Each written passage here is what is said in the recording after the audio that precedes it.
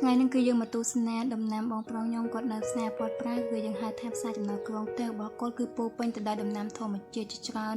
មានតាំងពីផ្ទីទៅរងក្បងមានតាំងពីដូងខ្នោស្វាយផ្លែឈើជាច្រើនមុខទៀតហើយគាត់គឺមានជីជាច្រើនមុខទៀតមានតាំងស្បៃរឿងជីគ្រប់មុខម្ទេសគាត់ក៏ល្អទៀតហើយគាត់ក៏មានដាំត្រប់ដាំអីជាច្រើនស្វាយហើយគាត់ក៏ចំទាមានតាំងពីតសក់អនោមតសក់របស់គាត់គឺល្អខាងមែនតើបានចេញផ្កាហើយបងប្អូនត្រូវការបន្លែធម្មជាតិឲ្យមកផ្ទះគាត់បានហើយមួយជ័យរបស់គាត់គឺល្អខាងមែនតើគាត់ដាក់អីក៏ដុះដែរហើយគាត់ប្រើជាធម្មជាតិមានតាំងពីផ្កាហើយពេលដែលយើងបានមើលវីដេអូនេះហើយគឺធ្វើឲ្យយើងមានសេចក្តីសុខផ្លូវចិត្តខ្លាំងមែនតើព្រោះអីពេលដែលយើងបើភ្ញាក់ពីដេកមកយើងឃើញបន្លែធម្មជាតិនៅក្បែរផ្ទះរបស់យើងគឺធ្វើឲ្យយើងមានអារម្មណ៍ថាស្រស់ស្រាយគឺពេញមួយថ្ងៃហ្មងហើយមួយជ័យរបស់គាត់គឺល្អខ្លាំងមែនតើហើយធំទៀតហើយបំទេសជីអីក៏សម្បូរបែបដែរ